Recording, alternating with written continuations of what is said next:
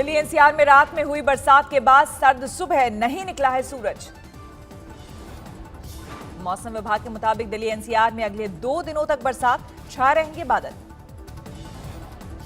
मौसम विभाग की चेतावनी, बारिश के बाद शीतलहर का कहर। मौसम विभाग के मुताबिक दिल्ली में आज बारिश के साथ ओले गिरने की भी संभावना। ठंड और बढ़ाएगी मुसीबत। मौसम विभाग के मुताबिक 7 जनवरी के बाद बढ़ेगी ठंड। पंजाब हरियाणा में आज बारिश का ऑरेंज अलर्ट। मौसम विभाग का अनुमान 6 जनवरी तक यूं ही बना रहेगा मौसम। कश्मीर, उत्तराखंड, हिमाचल में भी आज और कल झमाझम बारिश के आसार। उत्तर भारत में कड़ाके की ठंड। अंबाला में 2 दिनों से बारिश, गेहूं बोने वाले किसानों के खिले चेहरे। कोल्लू पुलिस को मिली बड़ी कामयाबी। अटल टनल के पास फंसी पर्यटकों की 82 गाड़ियां निकाली। कर्नाटक के शिवमोगा में जोरदार बारिश, कई जगहों पर जलभराव का संकट। हिमाचल प्रदेश में सर्दी का सितम जारी। डलहौजी में हुई बर्फबारी।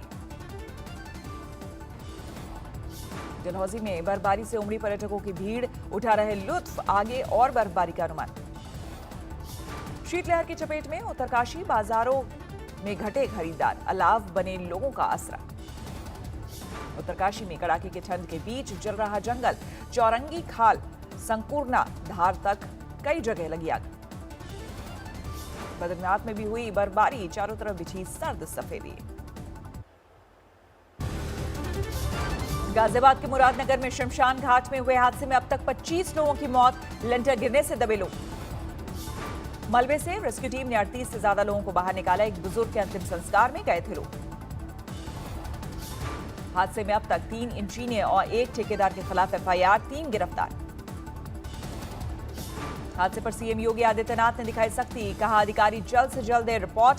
हादसे के जिम्मेदारों पर होगी कार्रवाई। हादसे पर राष्ट्रपति ने जताई संवेदना। पीएम मोदी ने भी ट्वीट कर हादसे को बताया दर्दनाक। आज 2 बजे विज्ञान भवन में 8वें दौर की बातचीत। किसानों ने दी चेतावनी, अगर मांगे नहीं मानी गई तो लोहड़ी पर भी जलाएंगे कृषि कानून की प्रतियां। गाजीपुर बॉर्डर पर किसानों को करना पड़ा दुश्वारियों का सामना। तेज हवा के साथ बौछार में उड़े तंबू, टेंट से पानी का हुआ रिसाव। दिल्ली के बवाना इलाके की सुखमनी सोसाइटी के लोगों ने की किसानों की मदद। कंबल, शॉल और सर्दी से बचाव की चीजें लेकर गाजीपुर पहुंचे। आंदोलनकारी किसानों ने कहा, चाहे आंधी आए तूफान आए, अपने आंदोलन को जारी रखेंगे। टीकरी बॉर्डर पर भी जमे हैं किसान। कहा, बारिश और ठंड में काम करने की आदत। किसान नेता हरमीत सिंह का बयान, बैठक में तीनों कृषि कानून को निरस्त करने की करूंगा मांग। किसान नेता मनजीत सिंह राय ने कहा, 23 जनवरी को सुभाष चंद्र बोस की जयंती पर मनाएंगे किसान दिवस। किसान नेता ओंकार सिंह ने भरी हुंकार, जब तक कृषि कानून वापस नहीं होता घर वापसी नहीं होगी। मोदी सरकार पर सोनिया गांधी का वार। कहा, आजादी के बाद पहली बार आई ऐसी अहंकारी सरकार जो अन्नदाता की पीड़ा को नहीं देख रही। सोनिया गांधी की मांग, बिना शर्त कृषि कानून वापस ले सरकार। राहुल गांधी ने किया ट्वीट, देश पर एक बार फिर चंपारण जैसी त्रासदी का कर रहा है सामना। उस वक्त ब्रिटिश कंपनी बहादुर थे, अब मोदी के दोस्त कंपनी बहादुर है। ठंड में दिल्ली के करीब बॉर्डर पर डटे किसानों को पूर्व कृषि मंत्री वीरेंद्र सिंह ने किया सैल्यूट। हमें उम्मीद है कि वो अपनी मांगे मनवाने में सफल रहेंगे। सचिन पायलट ने भी किया सवाल, मोदी सरकार आखिर किस किसान से पूछकर लाई कृषि कानून? कौन सा किसान कहेगा हम एमएसपी नहीं चाहते? नवजोत सिंह सिद्धू का ट्वीट, पंजाब में कानून व्यवस्था की समस्या नहीं, सरकार को दिल्ली की सीमा पर मरने वाले किसानों को लेकर फिक्रमंद होना चाहिए। विपक्ष में पलटवार में केंद्रीय मंत्री रविशंकर प्रसाद ने रांची के 2 किसानों की सुनाई कहानी। डिजिटल मंडी में इन किसानों ने 1.5 गुना ज्यादा दाम में बेची थी फूल गोभी। पंजाब, यूपी और हरियाणा से 8 कबड्डी टीम पहुंची सिंघू बॉर्डर। किसान आंदोलन को समर्थन।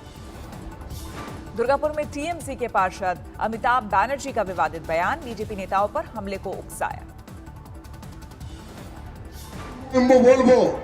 যেখানে যেখানে বিজেপি আছে আগে মারুন, মেরে টান আগে মেরে টান, তারপরে বুঝবো আমরা সেদিন ওদের সময় কারা আছে। লোহা মাফিয়া, কয়লা মাফিয়া আর প্রেস মাফিয়া, প্রেসের লোকরা ওদের সাথে আছে। अमिताभ बैनर्जी ने कहा, पुलिस हमारे साथ ना अभी है और ना ही लेफ्ट के वक्त थी। टीएमसी कार्यकर्ताओं को लाठी में झंडा लगाने की दी नसीहत। संगठन लाठी पाता नয় झंडार संगे लाठी लाগুন এবং লাঠি দিয়ে পথ ফাঁকা করে দেন তারপরে আমরা জানাবো জয় হিंद বন্দে মাতরম। आसनसोल में बीजेपी नेता कृष्णेंदु मुखर्जी की गाड़ी पर चलाई गई गोली। करीब 3 आरोपियों ने की 4 राउंड फायरिंग। सीसीटीवी में वारदात कैद। अभी तक किसी की गिरफ्तारी नहीं। बीजेपी नेता कनिष्क पांडा का आरोप, मिदनापुर में बीजेपी कार्यकर्ताओं से भरी बस पर टीएमसी कार्यकर्ताओं ने किया हमला। रूपासी बाईपास पर हुई वारदात। पश्चिम बंगाल के सियासी मैदान में कूदे अजहरुद्दीन ओवैसी। फुरफुरा शरीफ दरगाह पहुंचे। इबादत के बाद पीरजादा अब्बास सिद्दीकी से की मुलाकात। टीएमसी नेता फिरहाद हकीम ओवैसी पर बरसे। बताया बीजेपी की बी टीम। कहा, पश्चिम बंगाल में 147 सीटों पर ओवैसी को नहीं मिलेंगे उम्मीदवार। टीएमसी नेता फिरहाद हकीम का बयान, पश्चिम बंगाल के लोग बिहार और यूपी की तरह अज्ञानी नहीं, यहां नहीं चलेगी ओवैसी की चाल। मिदनापुर में टीएमसी और शुभेंदु के समर्थकों के बीच झड़प। इलाके में तनाव। बीसीसीआई अध्यक्ष सौरव गांगुली की सेहत में सुधार। पीएम मोदी ने फोन पर पूछा हालचाल। अनुराग ठाकुर सौरव का हाल जानने जाएंगे कोलकाता। जय शाह भी कर सकते हैं मुलाकात। केंद्रीय मंत्री सदानंद गौड़ा की अचानक तबीयत बिगड़ी, अस्पताल में भर्ती। अशोक गहलोत के साथ पायलट ने साझा किया मंच। सीएम निवास में विधायकों को भोज कार्यक्रम में शामिल हुए पायलट। आज तक से बोले सीरम इंस्टीट्यूट ऑफ इंडिया के CEO Adar Poonawalla. Covishield vaccine की 5 करोड़ डोज बिक्री के लिए तैयार। सरकार के से ऑर्डर का इंतजार। पूनावाला के मुताबिक फरवरी से मार्च तक बाजार में आएगी कोवैक्सीन। कोविशील्ड 3 महीने के अंतर पर इसके 2 डोज लेना होगा जरूरी। पूनावाला के मुताबिक सरकारी खरीद पर प्रति कोविशील्ड करीब 440 रुपए और निजी तौर पर खरीदने पर 700 से 800 रुपए होगी कीमत। भारत बायोटेक के सीएमडी कृष्णा एला ने कोवैक्सीन की मंजूरी को भारत की वैज्ञानिक क्षमता के लिए महान क्षण करार दिया।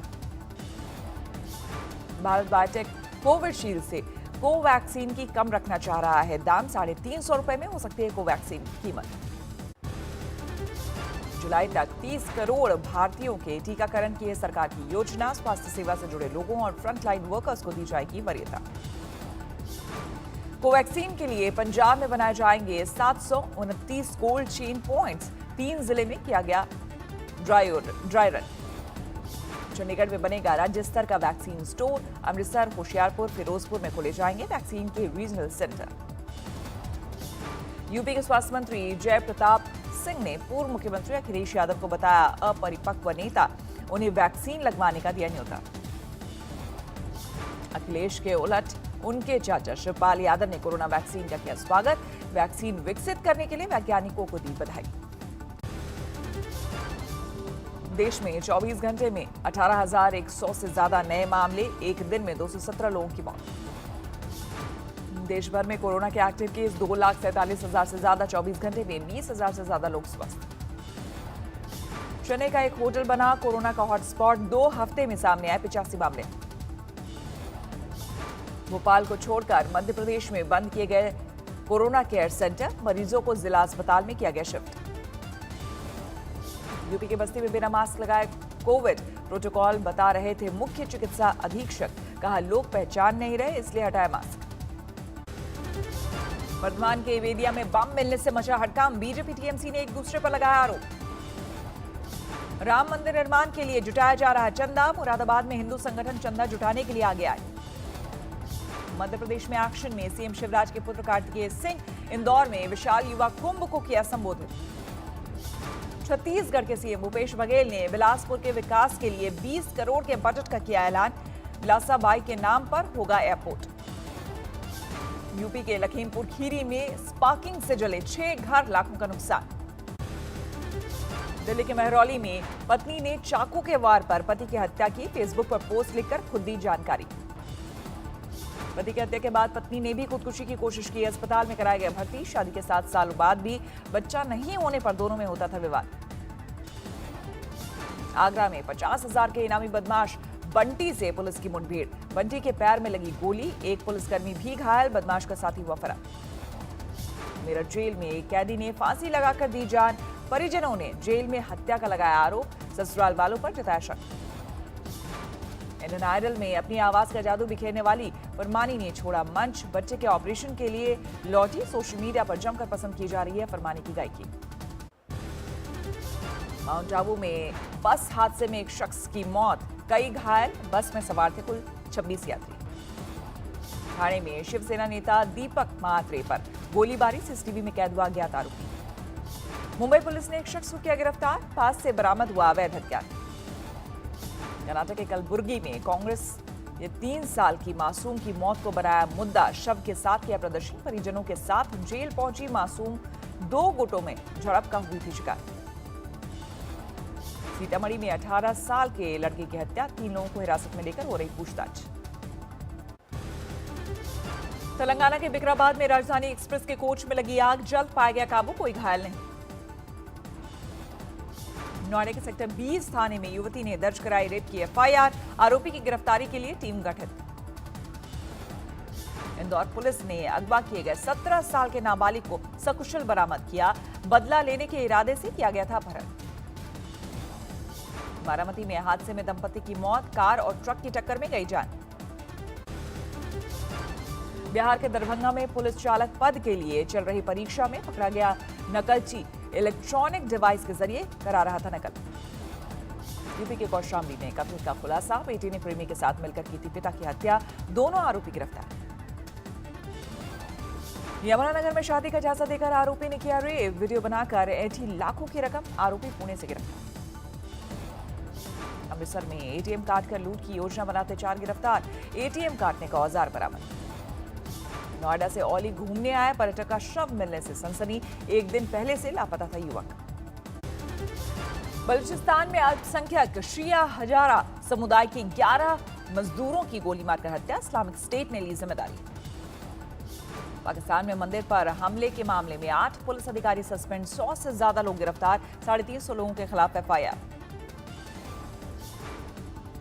खबर पख्तूनिया इलाके में हुआ था हमला, मुख्यमंत्री महमूद खान ने दिया भरोसा, मंदिर का जल्दी से जल्दी होगा पुनर्निर्माण।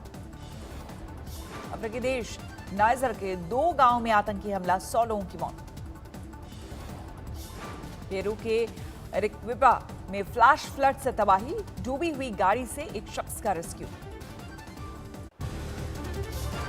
अमेरिकी राष्ट्रपति चुनाव के नतीजे पलटने की ट्रंप की कोशिशों को मिला कई सांसदों का साथ। जो बाइडेन की जीत पर औपचारिक मुहर लगाने के लिए 6 जनवरी को होगा संसद का सत्र का आयोजन। कोरोना से सबसे ज्यादा बेहाल अमेरिका में तेजी से किया जा रहा है वैक्सीनेशन का काम। शनिवार तक 43 लाख से अधिक लोगों को दी गई कोविड-19 की पहली खुराक। कोरोना के नए स्ट्रेन से बेहाल ब्रिटेन में अगले 3 महीने में करीब 1 करोड़ लोगों को लगाया जाएगा कोरोना वैक्सीन। अगले चुनाव में अपनी सीट और सत्ता दोनों खो सकते हैं ब्रिटेन के पीएम बोरिस जॉनसन, सर्वे के नतीजों में दावा। दुनिया भर में कोरोना से गई 18,45,000 से ज्यादा लोगों की जान, संक्रमितों की संख्या बढ़कर 8 करोड़ 50 लाख के पार।